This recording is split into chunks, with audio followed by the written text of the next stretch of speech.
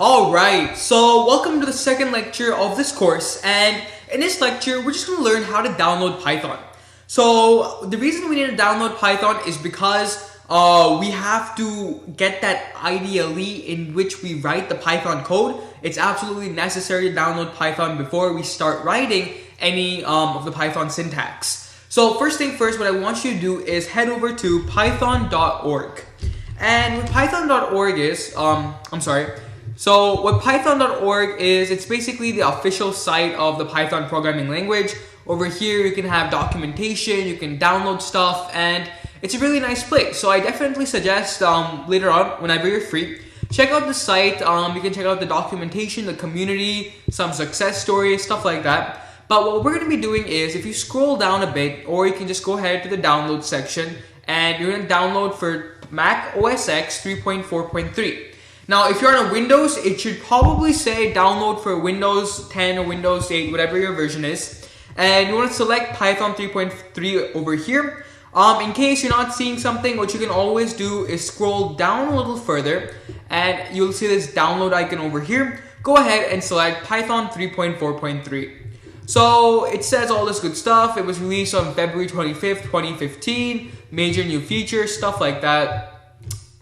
We don't really have to use any of that. Basically, take a look at this stuff, the files. So if you're on a Windows, definitely use the one that was for an OS Windows. So probably the Windows x86 64 MSI installer, or you might do the one underneath that, the Windows x86 MSI installer. So if you're on a Windows machine, definitely click one of those. If you're on a Mac OS X, obviously do the one which has the Mac OS X. So I do have the latest version of Mac OS X, which is higher than 10.6, so I'm going to select this one. Okay, and again, it just depends on your machine, what you have. And now you're going to see a package being installed over here. So it has a 3.4.3 package.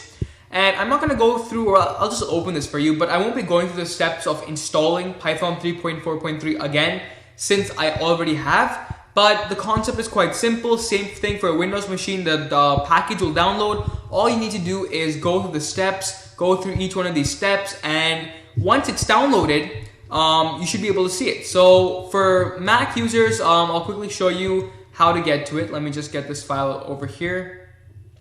Okay, give it a few seconds. So going into applications, over here, you're going to see Python 3.4 appear. Okay, so right now my machine is taking a little bit of a longer time than usual. However, if you're on a Windows machine, you're going to go into your C drive or D drive or whatever your main hard drive disk is. And over there, you're going to see a folder called Python 27 or Python 34.